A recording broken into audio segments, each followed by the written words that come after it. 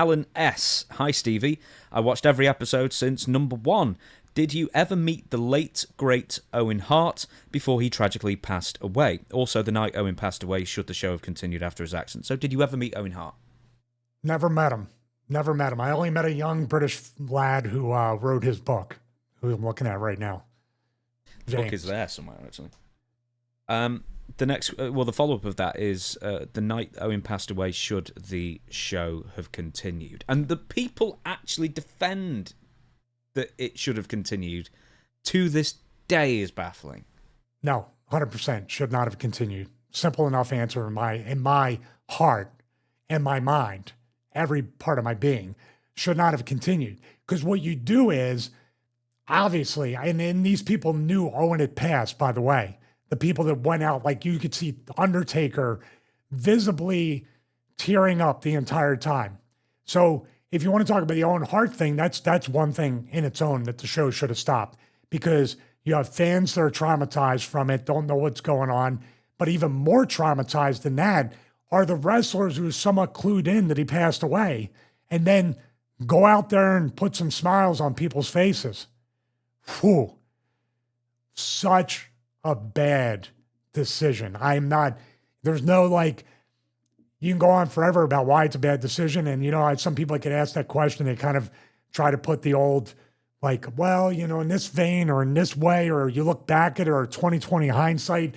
No, my first initial thing, 1,000,000% should have ended the show right there. I use more common sense things where people say, there might have been a riot or something like that. It's like, there was never going to be a riot. Say a wrestler has died, we are shutting the show down. What they were obsessed with the idea of is having to refund those tickets and those pay-per-view buys. That's the only reason it continued. And they were saying, everything was so crazy at the time, we just sort of continued, etc. And I always say, well, okay, somebody died in a building. Imagine if this was an industrial accident. Does somebody die on the middle of the shop floor and then everyone just work around them? No, they don't. They try and figure out what caused this accident. Was it an accident? The investigation, you clear the area and you cordon off everything to start an investigation to see what in the world happened, right? You don't wait hours to after the show and everybody clears out. Now let's start. I can't believe the police didn't want to shut it down. Yeah, that's my point. Here's the thing. And everyone, I'm sure I got blowback from this. It's like, well, how do you know someone didn't push him? At that exact second, how do you know this isn't a murder? You don't know that. That night, you would not know anything about anything at that point in time. And I remember Vince being very, very annoyed with a female reporter. I only know that because he said, "Hey, lady," and he looked like, "How dare!" That was where the narcissism kind of creeped up to the surface in a very bad light, because Vince was like he was taken back and annoyed. How dare you ask us what are you talking about, dude? Yeah, I when I saw that in wrestling, you're like, should it go on or should it not go on? Because the talent is upset. He died. How are the fans going to feel? What I thought about in a real world sense is what you said. Why are the police not immediately investigating this to see what exactly? And if somebody goes, nobody would ever push Owen. Everybody loved him. Who knows what would happen? That's why you do the investigation right then and there. You have somebody go right up into the rafters, into the catwalk, cut it off with the tape, and make sure nobody in the building where he fell, all that really, really just crazy stuff. I have to say there might be some people who are in the audience that are still carrying that trauma around today. Yeah. I mean, whether the show ended or not, they're going to carry around the trauma. They witnessed it. What about Jimmy Corderas? Jimmy Corderas I hope they got him counseling. He was right there when it happened.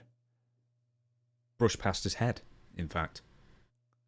He actually, supposedly, the way Jimmy says it is, he sort of heard Owen scream. He sort of thought he said move, and he kind of flinched slightly, and that might have saved him from Owen landing on him. So right to his last moment, Owen was thinking of Jimmy Corderas to say, get out of the way. Maybe. The thing is that it was so dark in the arena, which is why nobody actually saw it, because all the lights, the house lights were dimmed, and everyone's attention was on the big screen because it was a pre-tape of the blue blazer that they filmed earlier that day doing a promo with whoever. One more thing is, to finish off, he was actually supposed to work Godfather for the IC title, right? Yep, he was going to win the belt that night. Once again, Vince said, "First of all, lady, I don't like your tone." I was like, dude, you carried on a show traumatizing not the audience so much, but all the wrestlers, because I don't think many wrestlers knew what had happened until after there's no internet, there's no smartphones at that point.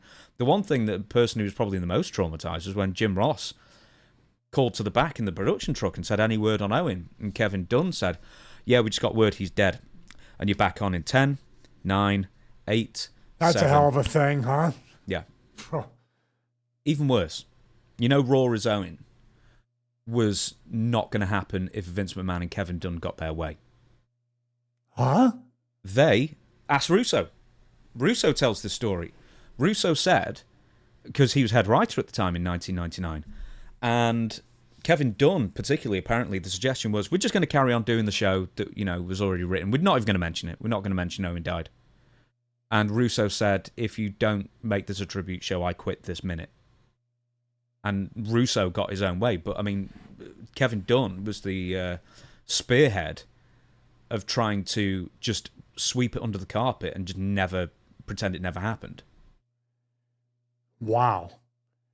That is a truly evil connotation of Can't Grieve Forever. That is brutal. I never knew that. You'll have seen a lot of Owen's stuff, even though you never met him or, of course, wrestled him. What did you make of him as a worker, especially compared to Bret? Because you're always going to get the Bret-Owen comparison.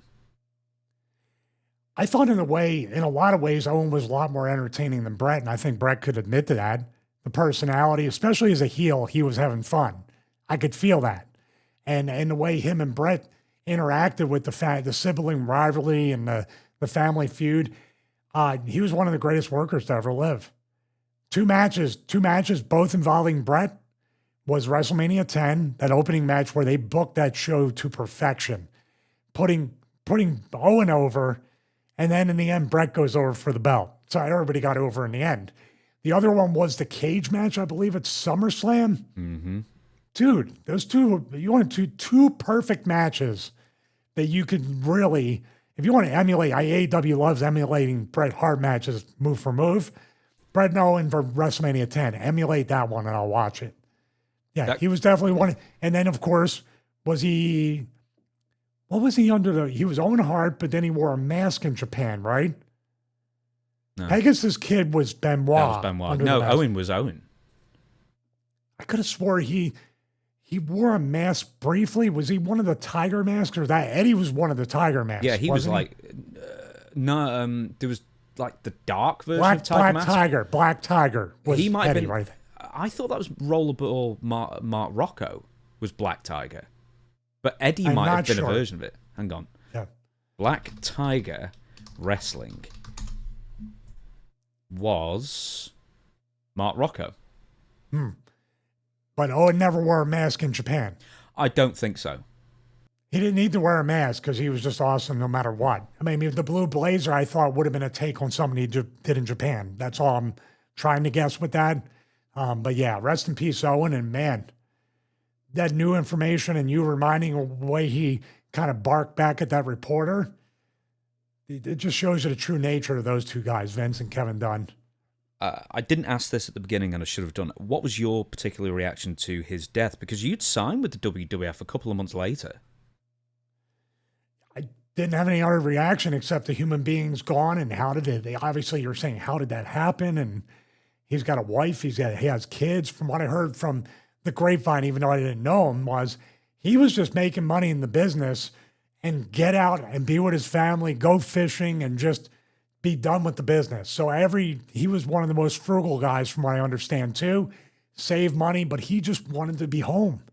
He's like us now. He just didn't want to travel, didn't know if he had much left in his career. And remember, he stayed after the Montreal screw job, which was probably a really tough spot for Owen to be in between Bret and WWE. He had no option. No, he had no option, but you know what I mean? It's still a tough spot to be in. Well, do you know what's funny is that he got an unexpected pay rise after that. Vince McMahon actually paid him more. He bumped him up to like something like $400,000 a year from, I don't know what he was earning, 253, to sort of placate him and keep him happy. But then he immediately went.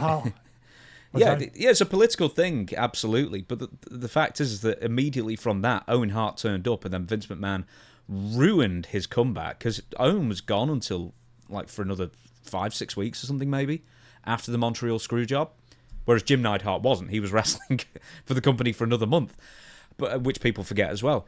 But Owen Hart came back immediately. He ends up in a confrontation with Vince McMahon, and this is like sort of just in the the nexus of Mr. McMahon. And Vince McMahon completely no-sold him. So that killed his push immediately. Then he was in a feud with Shawn, where Shawn refused to, one, work with him to a point, and then refused to lose to him. So then Triple H feuded with Owen. Was that when Shawn took the enziguri and got knocked out? He's never lost a belt. It was always an inch. That was 95. Okay. This is 2 years earlier. And then he ends up in a feud with Triple H that he also basically loses. Then he ends up with the Nation of Domination, which is a black power group. And then he went through like 6 different iterations in a year and a half. But apparently that was all Owen Hart's fault because he didn't want to enter into a romantic storyline with Deborah McMichael at the time. So they kept because he was teaming with Jeff and Deborah was the manager, right? Yeah,